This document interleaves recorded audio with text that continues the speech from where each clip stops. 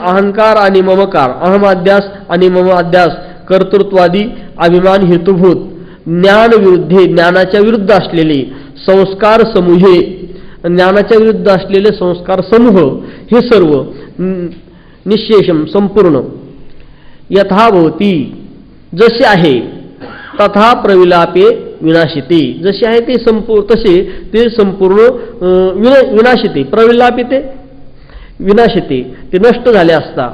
पुण्य पापाख्ये कर्मसंचये, पुण्य आणि पापरूप कर्माचा संचय, समूलोन्मूलिते मूलसहितम यथाभवती तथा उन्मूलिते उद्धृते विनाशिते इति यावत. पुण्य पापाख्य कर्मसंचय समूलोन्मूलिते म्हणजे मूलसहितम, मुळासहित, यथाभवती जसे होते म्हणजे नष्ट होते, तथा उन्मूलिते उद्धृते त्याप्रमाणे त्याचं उन्मूलन झालं असता. विनाशिते इति यावत म्हणजे पुण्य पापरूप जो कर्मसंचय हे संपूर्ण काय होतात, नष्ट होतात. ह्या समाधीच्या योगाने कोणतं फल प्राप्त होतं म्हणतात तर मुख्य परमप्रयोजन फल प्राप्त होतं. ह्या समाधीच्या योगाने संपूर्ण वासनाजाल पहिले नाहीसे होतात आणि ते वासनाजाल नाहीसे झाल्यानंतर पुण्य आणि पापरूप कर्मसंचय त्यांचंही काय होतं, उन्मूलन होतं, म्हणजे त्यांची आत्यंतिक निवृत्ती होते. अशा प्रकारचं परमप्रयोजन सांगितलेलं आहे. आता फलितम आह त्याचं फल सांगतात. वाक्यम प्रतिबद्धम सत प्राक् परोक्षावभाषिते करामलकवद्बोध अपरोक्षं प्रसूयते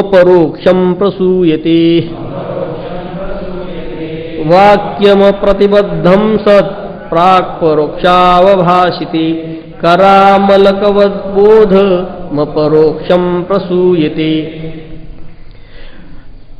वाक्यम अप्रतिबद्धम सत प्राक् परोक्ष अवभाषिते करामल कर आमलकवद्बोधम अपरोक्षम प्रसूयते.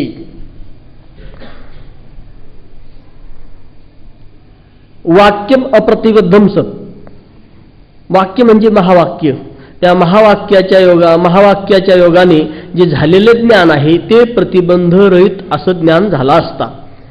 प्राक परोक्ष अवभाषिते पूर्वी झालेल्या परोक्ष ज्ञानाच्या योगाने, जे दोन प्रकारचं ज्ञान, एक परोक्ष ज्ञान आणि दुसरं अपरोक्ष ज्ञान.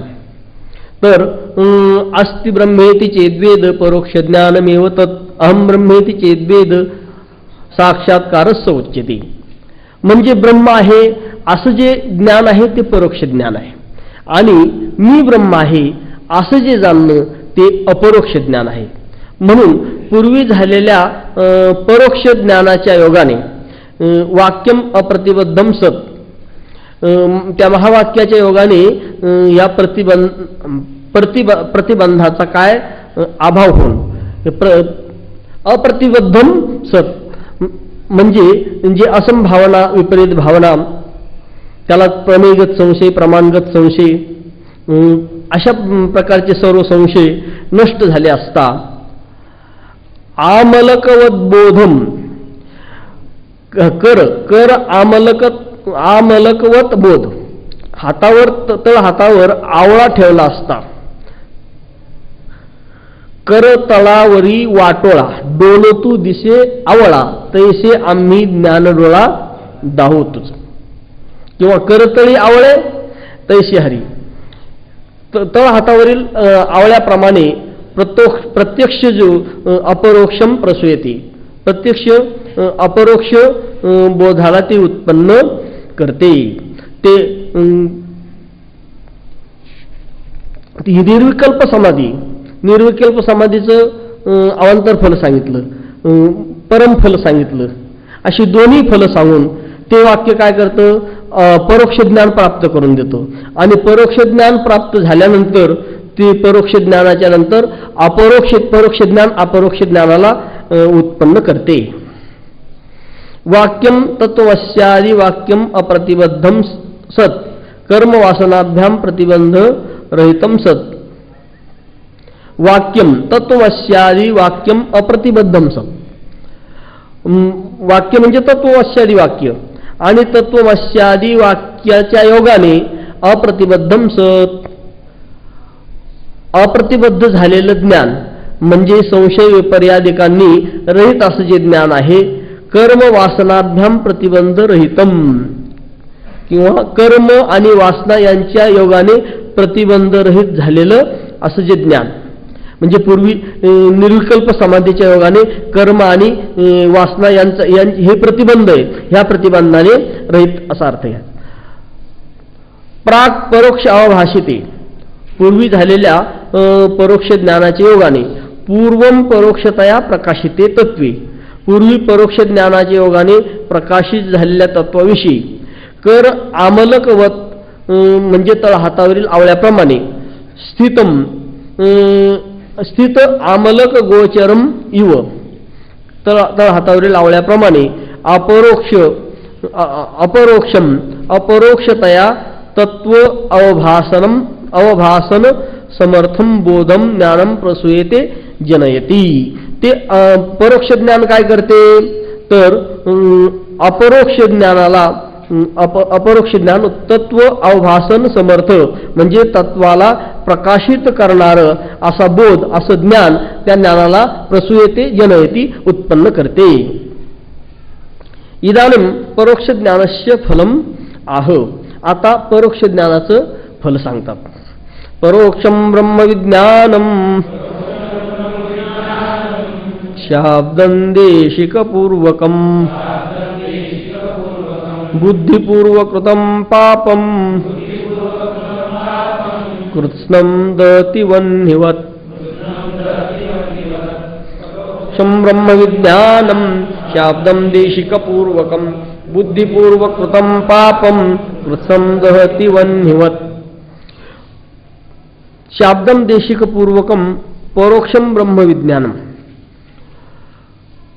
शाब्दम म्हणजे शास्त्रज्ञान, शास्त्ररूप शब्द आणि देशिकपूर्वकम म्हणजे सद्गुरूंनी त्या शब्दाचं शास्त्ररूप शब्दाचं उच्चारण केलं असता सद्गुरूच्या माध्यमातून प्राप्त झालेलं परोक्षम ब्रह्मविज्ञानम परोक्ष असं ब्रह्मविज्ञान परोक्ष ज्ञान. बुद्धिपूर्वकृतं कृत्स्नं पापम वह्निवत् दहति.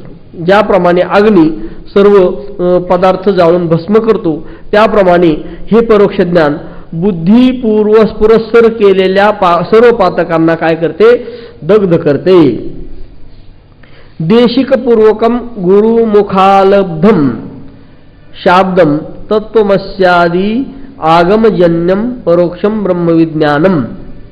देशिकपूर्वकम म्हणजे गुरुमुखात लब्धम सद्गुरूंच्या मुखातून श्रोत्री ब्रह्मनिष्ठ आणि कृपाळू अशा सद्गुरूंच्या मुखातून आलेले शाब्दम म्हणजे तत्वस्यादी आगमजन्य तत्वस्यादी वाक्यापासून उत्पन्न होणारे परोक्षम ब्रह्मविज्ञानम परोक्ष ब्रह्मज्ञान.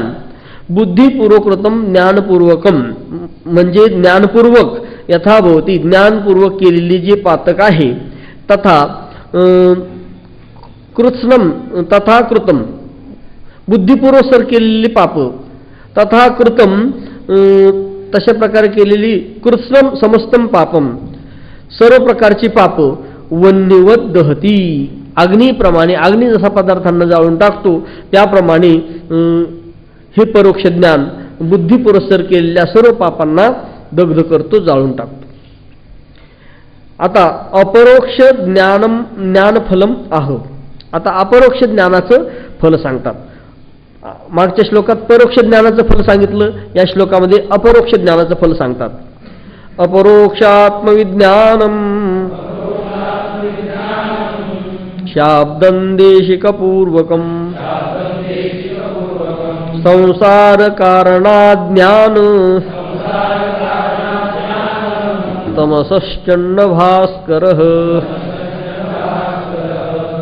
अपरोक्षात्मविज्ञानम शाब्दं देशिकपूर्वकम संसार कारणाज्ञान तमसश्चण्ड भास्करः.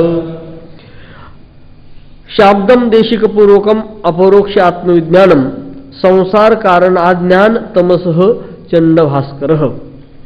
शाब्दम देशिकपूर्वकम शब्दज्ञान देशिकपूर्वकम श्रीगुरूंच्या मुखातून आलेले जे शब्दज्ञान आहे, म्हणजे श्रीगुरूंच्या मुखातून आलेले तत्वमस्यादी महावाक्याच्या योगाने जे झालेलं शब्दज्ञान, त्या शब्दाच्या योगाने अपरोक्ष आत्मविज्ञानम अपरोक्ष आत्मविज्ञान साधकाला प्राप्त होतो.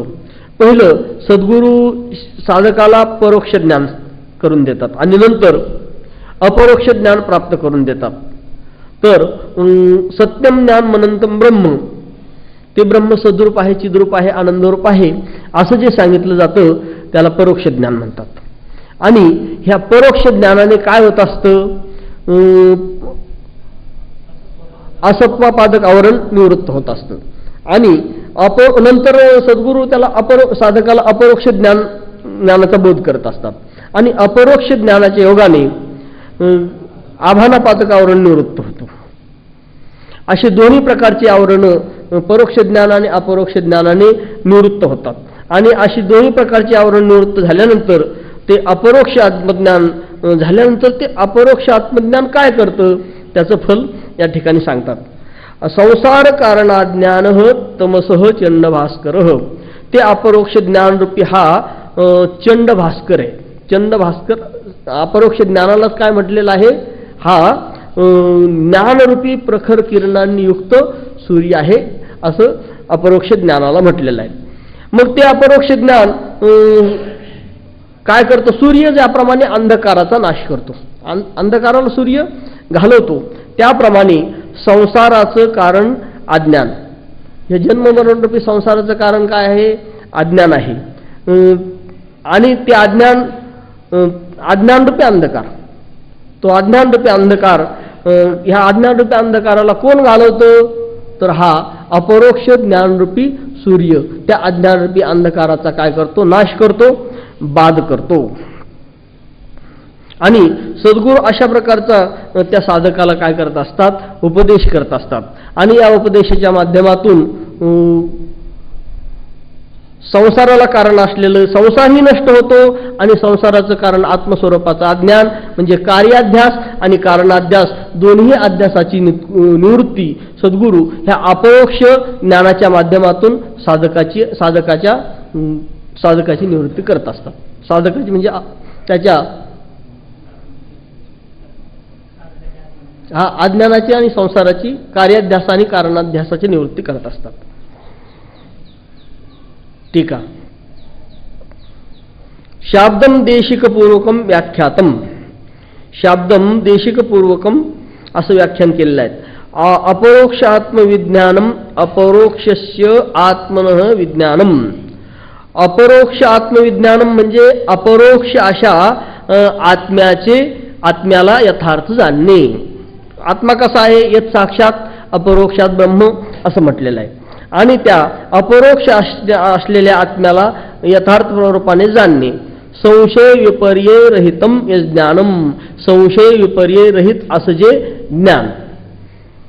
तत्संसार कारण अज्ञान तमसह, ते असं संशय विपर्य रहित ज्ञान, प्रमेयगत संशय, प्रमाणगत संशय आणि विपरीत भावना यांनी रहित असं जे ज्ञान आहे ते तत्संसार कारण अज्ञान तमसह, त्या संसाराचं कारण अज्ञान रूपी अंधकार, त्या अंधकाराचा संसार कारणम यत अज्ञानम अस्ति तद एव तमसह, जे संसाराचे कारण अज्ञान असते तेच कोणी तमसह, तोच कोणी अंधकार. तस्य चंडभास्कर, त्याचा हा अपरोक्ष ज्ञान म्हणजे काय आहे, चंडभास्कर आहे. म्हणजे मध्यान्हकालीन सूर्य. ज्याप्रमाणे मध्यान्हकालीन सूर्य पूर्ण अंधकाराचा नाश करतो त्याप्रमाणे हा जो अपरोक्ष ज्ञानरूपी सूर्य आहे तो संसाराचं कारण अज्ञान, त्या अज्ञानाचा काय करतो, पूर्णपणे बाध करतो. बाह्य तमसह चंडभास्कर इव, म्हणजे बाह्य जो सूर्य आहे तो काय अंधकाराचा जसा नाश करणारा आहे त्याप्रमाणे आज्ञानतमसः निवर्तकः इति अर्थ. हे अपरोक्ष ज्ञानरूपी सूर्य अज्ञानरूपी अंधकाराचा नाश करणारा आहे. ग्रंथ अभ्यास फलम आह. आता या ग्रंथाच्या अभ्यासाचं फल शेवटच्या श्लोकात सांगतात. आता या श्लोकाचा छंद जरा अवघड आहे. इत्थं तत्त्वविवेकं विधाय विधिवन्मनस्समाधाय विगलित संस्कृतिबंध प्राप्नोति परम पदम नरो न चिरात्. इत्थं तत्त्वविवेकं विधाय विधिवन्मनस्समाधाय विगलित संस्कृतिबंध प्राप्नोति परम पदम नरो न चिरात्. इत्थं तत्त्वविवेकं विधाय विधिवत मनः समाधाय विगलित संस्कृतबंध नरः न चिरात् परम पदम प्राप्नोति. इत्थं तत्त्वविवेकं विधाय, ह्या तत्वाचा अशा प्रकारे तत्वाचा तत्वविवेक करून विधिवत मनः समाधाय, विधीपूर्वक मनाचं समाधान करून विगलित संस्कृतिबंध, ज्याचा संसाररूपी बंध विशेष प्रकाराने गलित झालेला आहे, बाधित झालेला आहे. नरह सहनरह तो मनुष्य न चिरात म्हणजे तत्काल परमपदम प्राप्नोती, परब्रह्म पदाला म्हणजे मोक्ष स्वरूपाला प्राप्त होतो. नरह इत्थम उक्तेन प्रकारेण तत्वविवेकम तत्वस्य ब्रह्मात्मैकत्वलक्षणस्य विवेकम. नरह म्हणजे मनुष्य, इत्थम उक्तेन प्रकारेण यावर सांगितलेल्या प्रकाराने तत्वविवेकम तत्वस्य ब्रह्मात्मैकत्वलक्षणस्य विवेकम. तत्वविवेक म्हणजे तत्वाचा म्हणजे ब्रह्मात्मैक एकत्व, ब्रह्म आत्मरूप आहे, आत्मा ब्रह्मरूप आहे, अशा लक्षणांनी युक्त जो विवेक कोशपंचकादी विवेचनम विधाय कृत्वा, पंचकोशादिकांचे विवेचन पृथक्करण करून विवेक करून तस्मिन तत्वे विधिवत शास्त्रोक्त प्रकाराने त्या तत्वाविषयी विधिवत म्हणजे शास्त्रोक्त प्रकाराने शास्त्रामधले सांगितलेल्या प्रकाराने मनः समाधाय स्थिरीकृत्य मनाला समाहित करून म्हणजे स्थिर करून विगलित संस्कृतिबंध ज्याचा संसाररूपी बंध विशेष प्रकाराने गलित झालेला आहे. कशाच्या योगाने? अपरोक्ष ज्ञानेनं निवृत्त संसार बंध सन, अपरोक्ष ज्ञानाने ज्याच्या संसार बंधाची निवृत्ती झालेली आहे असा मनुष्य परमपदम निरतिशयानंद रूपम मोक्षम. परमपदाला म्हणजे निरातिशय असं जे आनंदरूप मोक्ष आहे, आनंदरूप मोक्ष आहे, त्या मोक्षरूपी पदाला न चिरात अविलंबेन म्हणजे तत्काल प्राप्नोती प्राप्त होतो. सत्य ज्ञानानंद लक्षणम ब्रह्मएव भवती इति अर्थ. तो साधक सच्चिद आनंद या लक्षणांनी युक्त असं जे ब्रह्म आहे त्या ब्रह्मस्वरूपालाच तो प्राप्त होतो. कारण ब्रह्मविद ब्रह्मैव होती, ब्रह्म जाणणारा ब्रह्मस्वरूप होतो. अशा पद्धतीने या प्रथम जे प्रकरण आहे या प्रथम प्रकरणाचं फल शेवटच्या श्लोकामध्ये सांगितलेलं आहे. इति परमहंस श्री मद्भारती तीर्थविद्यारण्य मुनी किंकरेण रामकृष्णेन विरचिता तत्वविवेक व्याख्या समाप्ता. म्हणून हे जे चाललेलं चिंतन आहे दरवर्षी वेगवेगळ्या ग्रंथाच्या माध्यमातून गुरुवर्य डॉक्टर महाराज हा अष्टादशाह